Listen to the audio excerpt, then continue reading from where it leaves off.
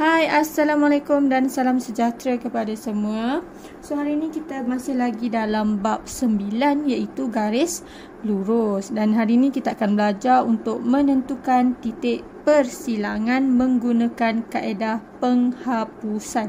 Okey, kita akan gunakan kaedah penghapusan. Patutnya ada dua kaedah iaitu penghapusan dan juga penggantian. Tapi cikgu cuma akan fokuskan kepada kaedah penghapusan memandangkan ianya lebih mudah. Okey, kita tengok contoh soalan. Contoh soalan kat sini kita ada tentukan titik persilangan. Macam tadilah, titik persilangan bagi pasangan garis lurus berikut menggunakan kaedah penghapusan. Kat sini pun dia dah tuliskan kaedah penghapusan. Dan soalan dia kita ada 3x tolak y sama dengan negatif 8 dan 6x tambah 3y sama dengan 9. So dekat sini ada step-step dia yang perlu kita ikut untuk selesaikan soalan ni lah. Step pertama adalah susun, step kedua samakan nilai x atau y, step ketiga, step keempat. So kita tengok, kita pergi satu-satu Okey, step yang pertama dia suruh kita susun. Nak susun macam mana ni? Cara susun dia adalah, cikgu buat dulu step 1. Okey, step 1 adalah susun kan. Bila susun, kita cuma susun balik, ambil balik soalan ni. 3x tolak y sama dengan negatif 8. Jadikan dia sebagai persamaan yang pertama. Buat macam tu. Dan yang belakang ni pula 6x tambah 3y sama dengan 9. Jadikan dia sebagai persamaan yang kedua. Okey? Macam tu lah. Jadikan dia persamaan yang kedua. Okey. Selepas itu kita boleh teruskan dengan step yang kedua iaitu samakan nilai x atau y. Okay, susun dah tadi kan. Samakan nilai x atau y. Okey, macam mana nak samakan ni? Kenapa kita nak samakan? Sebab kita nak bagi salah satu nilai x atau y tu bersamaan dengan kosong. So kita nak samakan nilai apa tu? So dekat sini cikgu akan samakan nilai bagi y. Cikgu akan jadikan y yang ni sama dengan 3. Macam mana jadikan dia sama dengan 3? So cikgu akan darabkan semua sekali ni, equation yang pertama ni, persamaan yang pertama ni dengan 3. Okey, step yang kedua. Step 2. Kan? Step yang kedua cikgu akan darabkan. Cikgu darabkan yang pertama dengan darab 3. Okey. Kenapa cikgu darab 3? Sebab cikgu nak jadikan dia 3y. Nak jadikan dia 3y. Nak jadikan dia sama dengan yang tengah-tengah ni, yang persamaan yang kedua ni. Awak boleh buat mana-mana Nak jadikan dia sama dengan 6 pun boleh.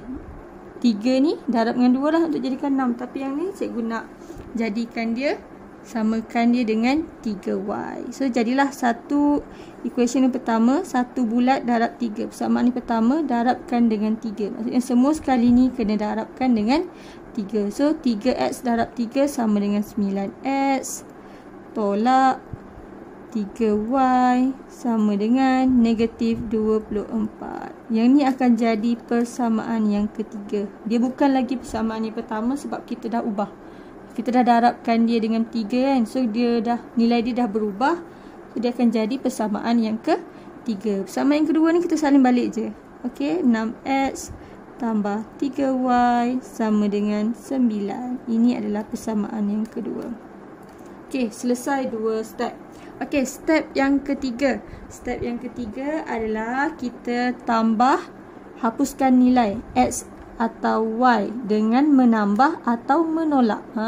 Dengan menambah atau menolak kita hapuskan nilai x atau y. Okey, nak hapuskan nilai mana? X atau y ni kita tengok nilai yang sama lah, yang dah kita jadikan sama tadi. Nilai apa yang sama? Dekat sini kita nampak Dekat sini kita nampak nilai yang sama adalah ni. 3y, negatif 3y dan positif 3y. Nilai dia sama. Negatif positif ni abaikan. Tapi tengok nilai dia sama 3y dengan 3y. So kita boleh hapuskan dia dengan step yang ketiga. Okey, step yang ketiga kita hapuskan dia Macam mana nak hapuskan? Buat macam ni. Bawah sini. Dan jadikan dia, macam mana nak jadikan dia kosong? Nak tolak atau tambah supaya dia jadi kosong. Yang ni boleh try and error lah. Boleh try and error juga tau. Boleh try. Jangan lupa ada negatif dekat depan ni. So try lah. Negatif 3 tambah 3 kosong. So maksudnya kita kena tambahkan nilai 2 ni barulah jadi kosong. So bila kita tambah, kita akan tulis persamaan yang ketiga tambah persamaan yang pertama. Dia jadi macam tu. So semua nilai ni akan tambah lah. So akan jadi tambah sini 9x tambah 6x, kita akan dapat 15x. Okay, yang ni negatif 3 tambah 3 ni dah jadi kosong tadi kan. So biarkan macam tu je lah. Negatif 24 tambah 9, boleh tekan kalkulator awak. Negatif 24 tambah 9, kita akan dapat negatif 15. So X sama dengan negatif 15 per 15. Okay, negatif 15 per 15, kita akan dapat jawapan negatif 1. So X sama dengan negatif 1. Okey, dah berjaya dapat nilai X. Okey, bila dah dapat nilai X sama dengan negatif 1, kita gantikan nilai ni. Ini adalah step yang keempat. Step last lah ni. Step 4. Step yang keempat, gantikan nilai. Gantikan X sama dengan negatif 1 dalam persamaan yang kedua. Persamaan yang kedua, persamaan yang kita tak ubah tadi lah. Persamaan yang kedua kan kita tak ubah kan. So masukkan dalam persamaan tu lah. Okay, and then kita akan dapat persamaan kedua apa? Salin balik persamaan yang kedua dulu. 6x tambah 3y sama dengan 9. So 6x kita ada negatif 1. Pastikan letak dalam kurungan. Nilai yang kita ganti tu letak dalam kurungan. Tambah 3y sama dengan 9. Okey, 6 darab negatif 1, kita akan dapat negatif 6 tambah 3y sama dengan 9. Okey, so 3y sama dengan 9. Tolak bawa ke sebelah. Tolak kita bawakan sebelah kanan.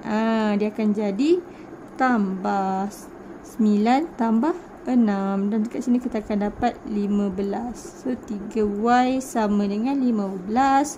Nak dapatkan y sama dengan 15 bahagi 3. So y sama dengan 5. Dah dapat jawapan dia. Y sama dengan 5. Okey, dah dapat macam ni, barulah kita tulis. Maka titik persilangan